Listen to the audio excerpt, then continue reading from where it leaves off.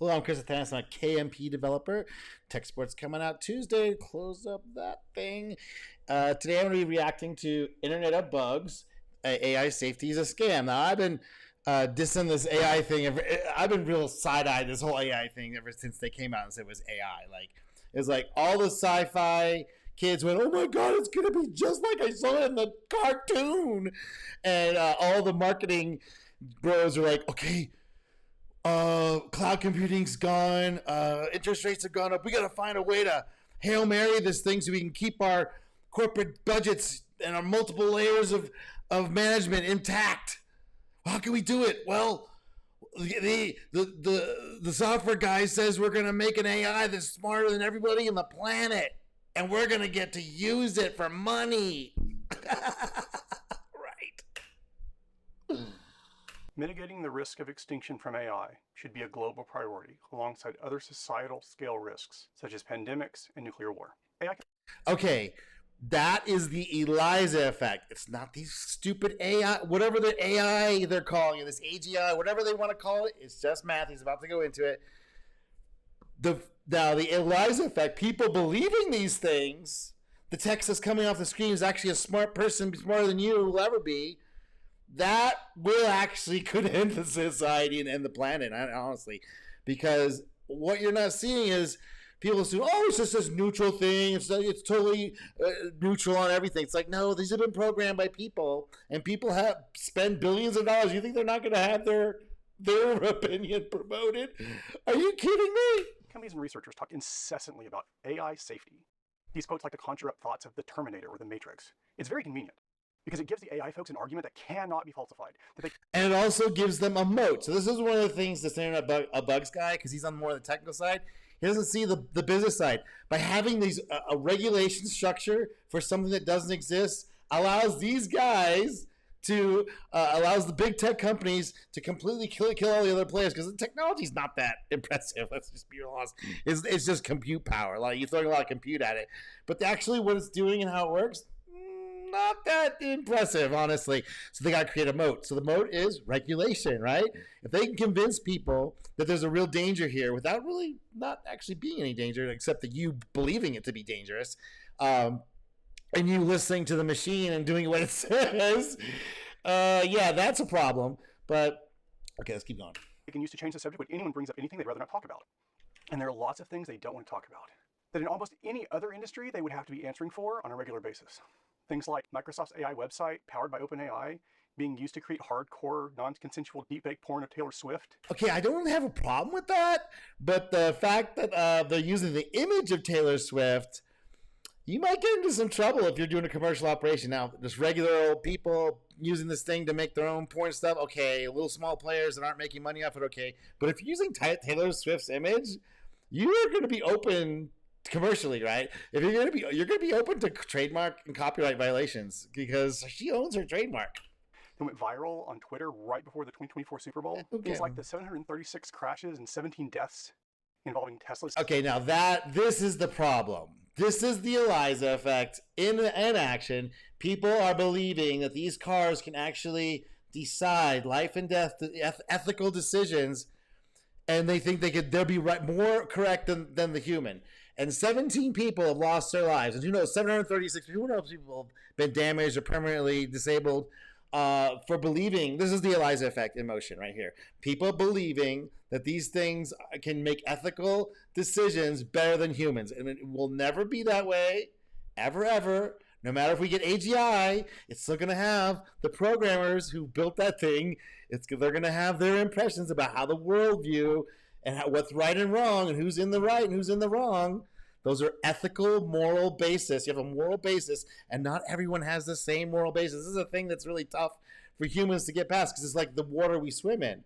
It's like, why wouldn't you see things that way? It's like, yeah, there's a lot of people in the world that don't see things the same way. And those get programmed onto these models, and they are very convincing, right? They're super hardcore, awesome bullshit artists. They're very, very secure in their knowledge that they got it right while they're hallucinating everything, right? And that's the problem with these with this model and with any model they come up with. This ethical standard baseline, lying to people is okay, really? If they okay, it's up to them to figure it out, right? No, come on now. Self-driving mode, things like, and I'm quoting the New York Times directly here, Scarlett Johansson said no, but OpenAI's virtual assistant sounds just like her. No, the AI industry would much rather talk about things like, quote. So that's the copyright and trademark stuff. Like this, you cannot just steal someone's likeness. Okay, you can do comical, like you can do satirical stuff. That's acceptable because everyone knows that's not the thing. You're just making fun of the thing. You're pointing at the thing. You're not saying I'm the thing. But these AI companies are in a lot of trouble already, just for copyright violations. Just for the copyright violation part of it, they're in a lot of trouble, man. This hype wave will not continue. They're about to be inundated with so many court cases just to make this whole thing unviable for commercial use. Now, for private use, that's different. Between 37.8 and 51.4% of surveyed published AI researchers give at least a 10% chance to advanced AI leading to outcomes as bad as human extinction. Here's what I want to talk about. Right. I don't think it's the AI. These tools don't do it. The machines don't do it. It's the people running the machines, convincing other people that this is the way to go because the machines did it. Now that can actually end the societies. The machines themselves will not do it. The people are the agents, not the machines. People are the agents. They're the ones that make the final decisions. They're the ones that are the ultimate ethical arbiters of what is supposed to be happening.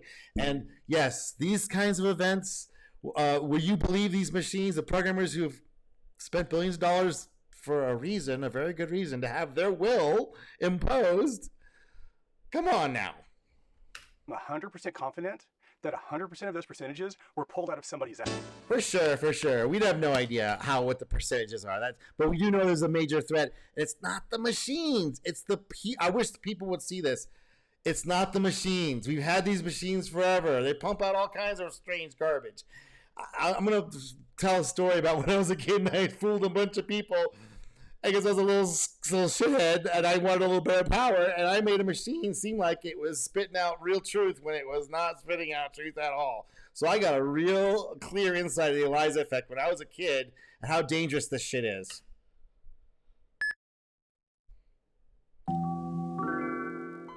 This is the Internet of Bugs. My name is Carl. I've been professionally diagnosing, fixing, and writing software for 35 years now. And today we're going to be talking about what AI companies talk about when they talk about AI safety and what they should be talking about instead. Now, first off, I have to admit, it is certainly possible, however unverifiable, that everyone who says that they're involved in AI safety is actually really working on protecting humanity. It's possible, however unverifiable it may be at the moment, that the AI... Yeah, it's completely unverifiable. AI safety, what do you even mean by that? And if you bring up those laws, Isaac Asimov's laws of robotics and stuff is silly. That's sci-fi, different category. It's like what should be, what could be, what might be, but it's not actually what is, right? So with AI safety, you cannot actually, what are you going to do? Like tell the person that's spending billions of dollars on a training data and they're going to tell your people, what? Don't tell them to murder people, but like how do you defend yourself against murder if you don't know how people murder? It's like, this stuff is silly. AI safety research that those people are doing will turn out to be very valuable to humanity at some point in the future. No. I really doubt the AI safety work is going to turn out to be useful or effective for reasons I'll talk about later. But there is a chance, however small, that the normal rules don't apply in this case. And I'd say it's very likely there are at least some conscientious AI safety researchers who really believe in the risks and who are working really hard to try and mitigate them. But it's impossible to know how many of them are conscientious and how many aren't. What is crystal clear is that these supposedly existential AI safety issues are driving the conversation.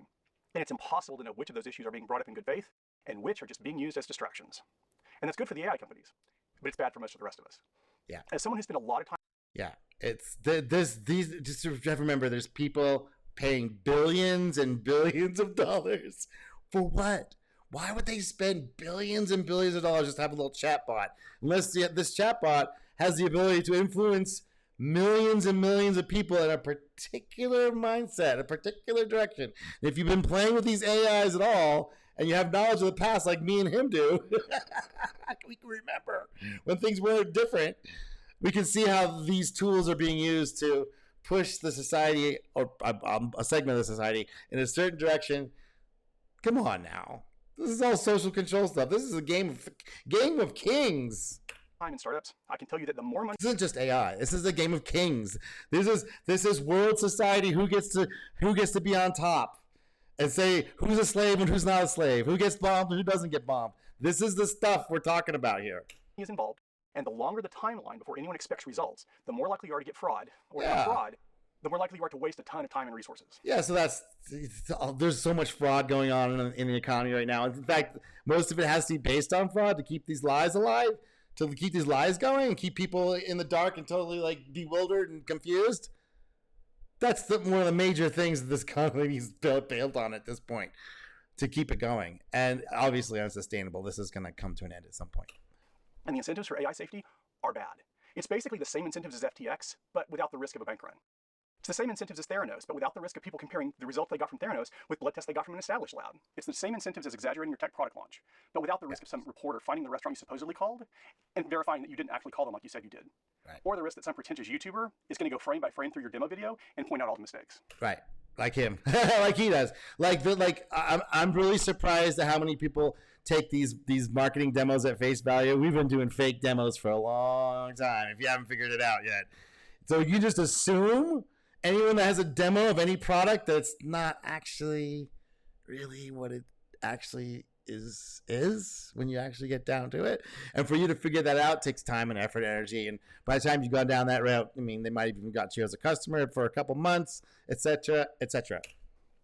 There will be no way for anyone to know if the primary AI safety projects did a good job, or in fact did anything at all, unless and until super intelligent AIs actually come into existence. Right. We're not going to know if these AI safety teams are actually doing anything. As far as I can see, there's been no safety at all. Okay, they turned off the porn. Ooh, wow. Like there's no porn everywhere else. Oh, gosh. You really saved us there, guys. We're so much safer now. Oh, you told people how they can't murder. It's like you can find that stuff out. And it's easy to jailbreak these things. These things, no. There's no safety going on. Stop. You can't be safe about this stuff. It's knowledge. Everyone, where do you think they got the data from? Stop. And by then, it will be too late. And that may be many years from now. That maybe many generations. Yeah, so super intelligent would have to like, okay, I can see here because I'm looking at the source code. Oh, they did try to mitigate something here and there, and I'm looking at the notes, right? The super intelligent can look at all that stuff, right? It's gonna look at the notes of all the people who put that stuff together, and they go, oh yeah, they tried hard. There was this guy here and this guy there and this guy there. Or nobody did shit. They were just paid off. In fact, we have an email here showing we need to create an AI safety team so we can create a regulatory moat around anyone else trying to do what we just did. So we can protect our billion-dollar investment, our multi-billion-dollar investment, huge data centers built in dams, nuclear power plants. You think they're just going to let that go? Come on now. From now. But nevertheless, the important conversations, at least here in the U.S., are more about this moral hazard. Here is the current U.S. government talking points about AI. They're talking about dual-use models, which are basically a model that is good at like helping people try to cure cancer, but is also good at helping bad people. The same thing is like, okay, what's a good person? What's a bad person? Who's the enemy? Who's our friend? Today, to this moment. It may change next moment. That's 1984 is all about that. We've always been at war with East Asia. We've never been at war with East Asia. Get it? Is this all coming together? No? All right. Figure out how to make a new bioweapon or something. They're talking about test beds for risks that AI might propose to, like taking down the power grid or wiping out the military. They're talking. Well, how about instead of trying to get people who don't think about doing it, how about go harden the electrical grid, go harden these things and stuff, and let people go ahead, try to attack it. See what happens, motherfucker. That kind of level. It's like, well, don't show people where our weaknesses are. Well, how about it exposes your weakness so you can go harden them up so it won't be a problem. And if it is, we'll have solutions to deal with it. And so it's like, no, don't let anybody know. You have to, okay, look, here's the number one rule of security. If someone can figure it out, they will. If someone can get in, they will. If someone can find a way through this thing, they're gonna. So how about instead of trying to fustigate, like, no, don't let anybody figure it out. How about harden the stuff that they're gonna get into anyway? That's like security 101. Hello. About protecting government software. And last and almost certainly least, a call to curb. Yeah, make sure the government software is protected from the AI. That's so goofy. The government is run by AI. This is how the people in charge have lost. They don't know how to run stuff, so they're hoping this AI thing will run it for them, and that you'll be too stupid to figure it out. Yeah, that's what their plan is. If you haven't figured it out yet. Deepfake sexual images. You see anything in there about Tesla autopilot crashes? How about stealing someone's voice for your AI product after they told you? No. So there's no AI safety. Exactly. There's no AI safety around copyright. They trained all this stuff up. No, but paying people for their work and their sweat off their brow and their goodwill to the fellow man. Like just letting another AI company scrape it up and they don't even keep track of it. That's not gonna. That's gonna. That. This is a very brief moment when this is allowed, and this will not be allowed for much longer. Do you know? After they told you no twice? How about ignoring your software engineers when they tell you your AI can be tricked into making deepfake porn, at least until Taylor Swift gets victimized by it and goes viral? Do you see anything about training your AI on copyrighted data without compensating the copyright holders? Yeah, they don't. Yeah, you think? Oh, you think you can just do that? Oh, we're gonna figure it out. We're gonna make an AI, right? We're gonna train a model that goes out and sees where you guys are getting all this stuff from, and we're gonna sue the pants off. You're gonna have an AI that just runs the lawsuits. They're gonna have to make a special court just to deal with all the copyright lawsuits that are going to come through that are AI generated. That's happening, I'm sure, right now. How about even bothering to keep track of what material was used to train your models? That's sloppy. People getting sent to jail because of bad facial recognition AI. How about? Yeah, that's horrible. AI safety, where are you guys? People being face recognized and go to jail because the computer identified them. We have it in our database. It's completely 100% accurate every single time. Really? Come on now. AI resume screening bots discriminating against people with uncommon or ethnic names. How about AI resume spamming bots that charge job seekers to insert? Yeah, now this is something that's going to be exposed. Look, the only way we can get around these big corporations that think they can offload their tasks to AI is to create a bunch of little startups and just take their fucking lunch. Just take their fucking lunch. Do a micro, but what this channel is about now is we're going to do micro monopolies, where we're doing local monopolies that are going to be tailored for your region or your niche, whatever that is, a geographic region or a geographic niche or some kind of niche. Not even geographic, just a niche in general. And just destroy these companies because they're not going to change. They're going to continue to try and use these AIs to replace people and keep their moat. And it's not going to work anymore, guys. Your financial model stuff isn't going to work. We're going back to actual value created, value supported applications, not junk that's run off AI. Come on, stop. Made up crap in their resumes and cover letters and flooding the job postings with unqualified jerks and making it incredibly hard for people who actually fit the job to even get noticed. It's not unqualified jerks. It's just people that see the opportunity. That's their only way in. They're down here. Like the people are getting hired is up here. They're down here. So how are they going to make it up? By getting better? No, they can't. They won't do that. So they got to use these temporarily, this little brief moment of time where they're generating AI applications while the AI is fighting. So it's like, eventually that's going to stop. Because, well, it's already stopping. People are like finding other ways where actually you have to do human interaction. It's a little slower. Can't do mass supply and then mass denial. I see people doing thousands and thousands of job applications. The only way they could do that is to automate it and do it. So you don't think the other people on the other side are getting inundated with thousands of these things? Stop. That's all going to change. That's all going to change. This little blip here, and everyone to get a job in the big tech companies with making millions of dollars and like having a cushy ass job. That stuff's over. That stuff's over for at least 10 years, unless they completely drop the zero rates for next 10 years. They can't because they're going to hyperinflate the economy away, so they can't do that. So it's value based startups are the key. KMP micro monopolies. Thing there about navigation routing AIs directing people to drive right into fires that they're trying to escape because the roads leading toward the fire were less crowded and had less traffic. Great. How about somewhere between 11,000 and 26,000 people accused of welfare fraud by a flawed AI used by the Dutch government? How about the, quote, aggressive and risky, unquote, AI behavior exhibited by the control systems of the Boeing 737 MAX aircraft? The ones that crashed and killed 346 people. Now, I am not anti-AI. I'm not one of those people who thinks that we can put the genie back in the bottle or that we should or even could just turn the whole thing off. There are a lot of things that AI is already making easier. No, the days that I did a video earlier on was like, we got to drone strike these AI data centers, but it's too late now. It's too late now. They've already gone too far. Now we just have to be human and realize, okay, the old methods aren't going to work anymore, so we got to try something new. Especially, at least as far as my ADHD brain is concerned, automating tedious, repetitive crap that I hate doing, like transcribing videos to create closed caption files. Yes. But we can't keep letting them do this. We must not continue to let the AI companies steer the conversation towards potential, maybe possible, sometimes iffy, sensationalist, potentially maybe world-ending scenarios that they dragged out of some sci-fi action flick, and telling us to trust that they're really, really busy saving the world and don't have time for that other stuff. Now that's actually never been the case. Now they've always said they're going to be trying to do the safety thing, but they never do.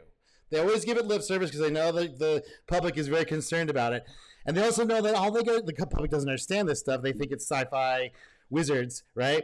And they don't understand it, so they accept that yes, there's a safety committee that's taking care of me and isn't gonna totally exploit me like they've always done the whole time.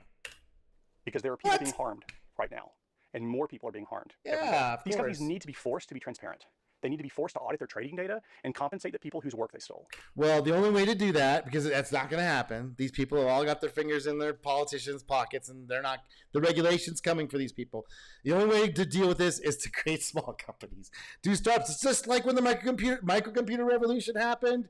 There was all these entrenched big players, IBM mainframe, massive players who were not going anywhere, hadn't gone anywhere in 20 years, right? They were stuck, they were staying there, they were entrenched. There was no movement at all. And then the microcomputer came along, and those guys poo-pooed it. They said it was tiny. It didn't make no difference. It wasn't even a problem.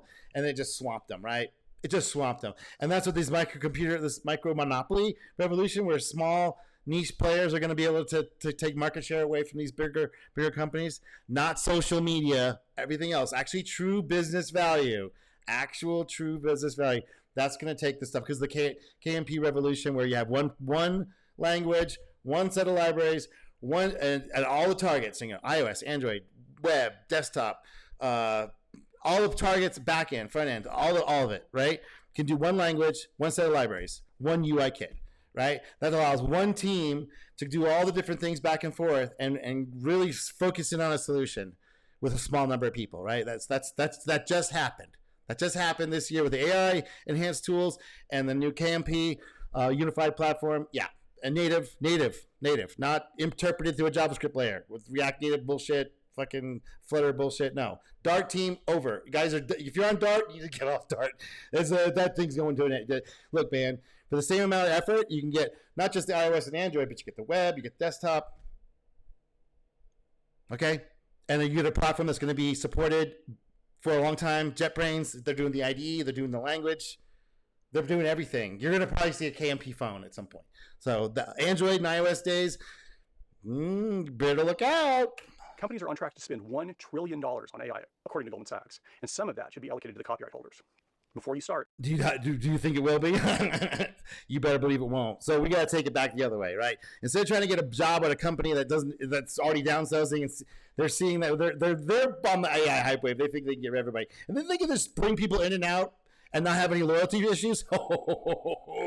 Yeah, most people at these big tech companies are looking for ways out. A lot of them have already left and started these little companies.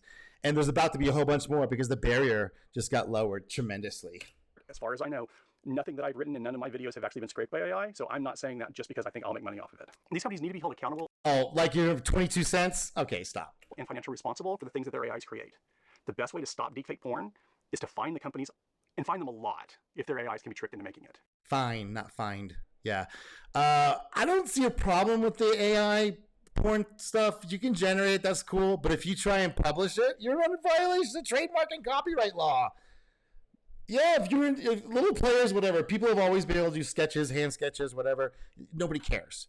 This is not a big deal. But when you're talking about companies doing it that are worth billions of dollars and traded on the stock exchange and open to all the laws and copyright, the same copyright, and they will be violating. They are violating right now.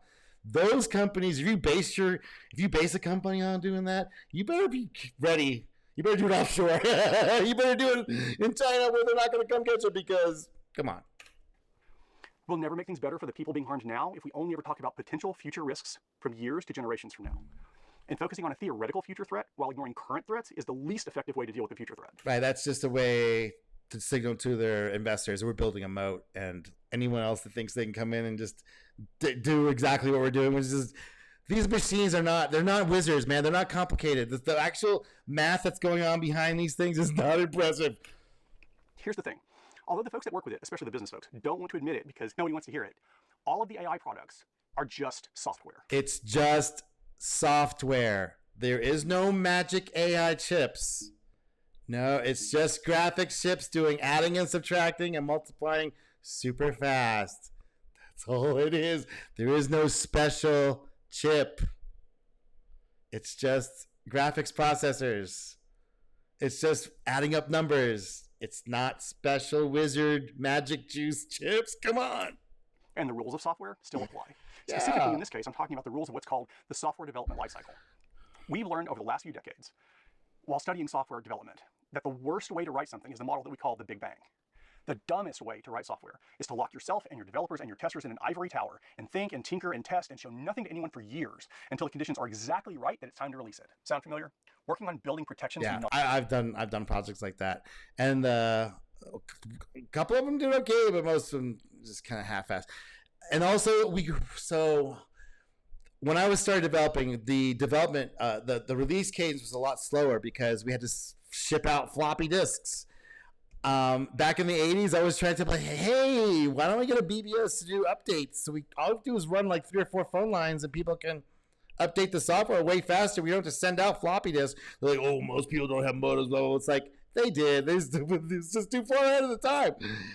So eventually I did that. That's what I did. I realized on AOL you could just download software at any point, and you can upload your thing, your best guess, so what I did is I would write these programs over the weekend because I just got good at doing this stuff. After a while you get good at stuff, and I would upload these things and people would download them and they would send me things like, there's a bug, here's the bit. I would fix the bug and re-upload it. I never sent out I sent out the floppies because it was a way to do marketing and branding, because I wanted people to have a physical project. But the updates to all the applications were all over the internet, all for free on AOL, and we could have saved thousands and thousands of dollars, made our customers way happier. Even if only 20% were doing the downloads, those are the hardcore 20%, right? They would have been like, oh my God, this is the most amazing thing ever. I can't believe you guys are doing this for us. Hello. So yeah, there's always these technological changes that happen, and we're going through one right now. And the business people they're always looking at the risks. They never see the upside. They always want to keep the status quo going. And we do need those people, right? Those are the people that keep our business running. They're the ones that are the maintainers, right? The three Hindu gods, right? You got the creator, the maintainer, and the destroyer, right? And they're all the same god. But we do need the maintainer types. Most people are maintainers, so we can't diss them too hard. Most people aren't crazy like us, like me and you, that are thinking about these things and a little bit forward thinking, because we're dissatisfied with whatever we're at right now. We want something more. We see something better way of doing it. Come on. Non-existent, theoretically future super intelligent AI for years, and hoping that when it's needed that you got it right the first time. Dumb idea. Building minimum viable. Well, it's not a dumb idea. It's just unrealistic. I don't know if it's dumb. It's a smart idea. It sounds smart. It's like, we just build this thing until it's the most amazing ever, and then we release it. It's like, that's what's like sophomoric people think, because they have it all figured out in their head, all the different things that need to happen. They are, and also unwilling to go down the paths that are a little bit not as nice to see what all the problems are, and you don't get to see those problems until you release it to the world, right? And you have to be willing for it to flop and not go anywhere, and also realize that the early adopters are looking for stuff like that, and they will give you hints and tips and will help you improve your product for free, but you're not going to get that until you release it. Software, getting it out there, and then incrementally fixing bugs and adding new features is better, and it results in a much more stable system than working on something for years in private and then releasing the whole thing at once. That's the iterative software development lifecycle model, the one that Agile is a spinoff of. It's almost always the right answer compared to waterfall or Big Bang, and it is in this case too. Think about it. The companies don't even know, or at least claim not to know, what data they actually use to train their models. How confident does that make you that they'll be able to save the world? Yeah, they don't even know where they got their data, and they're going to save the world? Really? Okay. But there's another option. Imagine if they could figure out how to audit their models and understand which pieces of data were used and how much they were used to get each answer. That information could allow them to set up a Spotify-like model, where some fraction of the money they get for each query gets allocated proportionally. Yes, if they wanted to give credit to the people who own the copyrights, they would already have done it. They know how to do it. They could have done it from the start. It's not that difficult, but they don't want to. They think that they can get around the law. They think that they can get around the law by getting this loophole of like, oh, we trained it, but it's not the original thing. Okay, there's going to be some sort of new legislation. It's like, you can't just do that. You can't just steal everybody's work and use some sort of mechanism that spits out the stuff that somebody else put together. Come on. Yeah, there's going to be something about machine created art that came from humans that wasn't trained on their own private data source, If you got it from a public data source and it was somebody else's stuff and you're using a machine, there's going to be some, if it's human doing it, it's different. But if it's a machine doing it, there's going to be some litigation that says, okay, you got to give credit to the original people. That's actually a human creation. You're using a machine to remix it, yes, but that's a human creation. You got the source from there. It was just mixing things together. And yes, there's going to be some sort of legislation about that. Amongst all the copyright holders that contributed to the answer. And when it comes time to try to prevent the AIs from going rogue, imagine how useful it would be. Either there will be some legislation of that, or people will just stop putting their stuff on the internet, and you're going to have only private data, and they're going to have like some sort of glimpse. You're going to see a glimpse behind it. They have to write. You have to sign some kind of waiver, like you're not going to use this to train nothing, and I get credit forever. Blah blah blah. To already have learned how to tie each query back to all of its various resources in proportion. There are a very small number of papers that indicate that some researchers are doing some very, very early work along those lines, and good for them. There's a handful of that going on, just a handful, and there needs to be a whole lot more. Of course, there won't be until litigation, until people say, okay, until there's some catastrophe that happens. I mean, 17 people dead in the Tesla thing. You don't think that might be a problem, but like, there's going to be some litigation. I'm sure this is already stuff like settled out of court, like the Scarlett Johansson thing. I'm sure she settled out of court for that. And if she hasn't, she definitely needs to do a lawsuit. It's going to have to be a series of lawsuits like that create litigation that is groundswell. So it's going to be difficult to do this because most of the politicians are all paid off by these tech companies. So this is going to be this is far off in the future. 20 years from now, maybe? Of course, the team that published that research was recently disbanded by OpenAI. Yeah, see, they're not interested. They think they can get away with this. They think they can get away with it. And they will, temporarily. But they think that just like the Devon thing, they thought they could do a demo, and by the time the AI model was trained up, they would have it going, just like the AI people were promising. It didn't quite work out that way. It's going to be that same situation. They're gonna build up all this bad capital, and then there's going to come a moment where they're going to have to pay, and that's going to crush these companies, and they're going to be out billions of dollars. Or we're just going to not have art on the internet that's created by humans anymore. Great. So much for expecting an increase in work in that area. And Sam Altman, the CEO of OpenAI, as of last month, is pushing an entirely different threat. He's saying, and this is after other safety teams were disbanded, mind you, he's saying that they need to go faster so that China doesn't get there ahead of us. He says China will, quote, leverage technology to develop new ways of spying on their own citizens or creating next generation. Oh, you think they wouldn't do that here? Why do you think he wants to accelerate it here? You think he doesn't want the cyber weapons? What is it? He says, what does it say? He says China will, quote, leverage technology to develop new ways of spying on their own citizens. Yeah, spying on their own citizens, next generation cyber weapons used against other countries. So guess who's in charge? It's war. This is a war world. It's a war economy, and you are targeted. You are directly targeting you. Yeah, that's what's going on. Against other countries. He has jumped.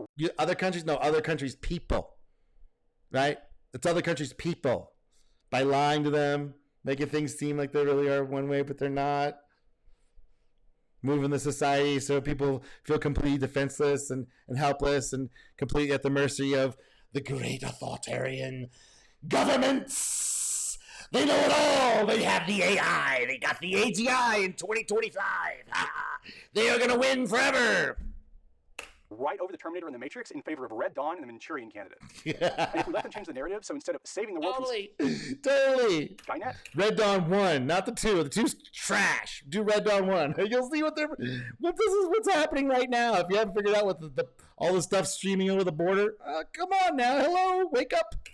They start talking about preventing China from building their own Skynet by building ours first. Yeah. You don't think that this is already going on? They're being loud about it now. They're kind of being foolish. You're supposed to kind of keep this quiet, guys. Shh. The public isn't supposed to know that they're being directly the weapons are directly on them, directed at their fucking eyeballs. These people are crazy. We're going to end up in a cyberpunk dystopian hellscape. You're kind of there now. And it's just going to get a lot worse. And it has to, because people are like, oh, the AI is going to save us. It's going to bring back all the jobs and productivity, blah, blah, blah, blah. World, the harm to individuals is pervasive and intractable. All your content belongs to them. The AIs will make decisions about your employment. That's what they're saying. That's what these companies are saying. Oh, all the work you do on the internet? Oh, yeah, that's all ours now. And you can't do anything about it because it's copyright law. You can't prove it's yours. your finances, and even your incarceration, and you'll have nowhere to appeal. Yeah. Yeah, well, welcome to China. Welcome to communist China. That's the model that they're pushing, and a lot of people are just going along with it. As long as it doesn't affect me, and I could just have my little video game and get my little chicken tendies and my delivery through this mail slot, I'm fine. Everything's gonna be fine. And even the voices and likenesses of people like Scarlett Johansson and Taylor Swift effectively become the property of the AI companies to be exploited for profit and to increase the value of the stock that belongs to the executives. Yep. AI Yes. safety should not be about saving the world, either from Skynet or from China. That's a distraction. It's delusionally narcissistic. And not only does it make it easier for the AI companies to ignore the real problems, but it makes them seem like heroes instead of the cause of so much suffering. We need to. And these major companies have been doing that all along. Just research Edward Bernays' Century of Self. We want to see what they've been doing to people for the last 100 years, 150 years or so. 100 years. Yeah. It's direct assault on you. And it's up to, like, okay, not everyone's going to figure, most people don't care. But if you give a shit, it's up to you to do something about it, because these companies are not going to do anything about it. Not going to insist on better. After all, AIs are pumping the internet more and more full of bugs every single day. Yeah. And more of those bugs are causing real harm to real people. Oh, yeah. And if anyone at OpenAI or Microsoft or Google tries to convince you that they're too busy saving the world to worry about those little bugs of those little people, they're just trying to sell off a bunch of overvalued stock options to you before the bubble pops. Oh, yeah. Let's be careful out there. Yeah. Well, I like his material. Go give him a like and subscribe. I'll leave a link in the doodly-doo. And, yeah, I'll talk to you later.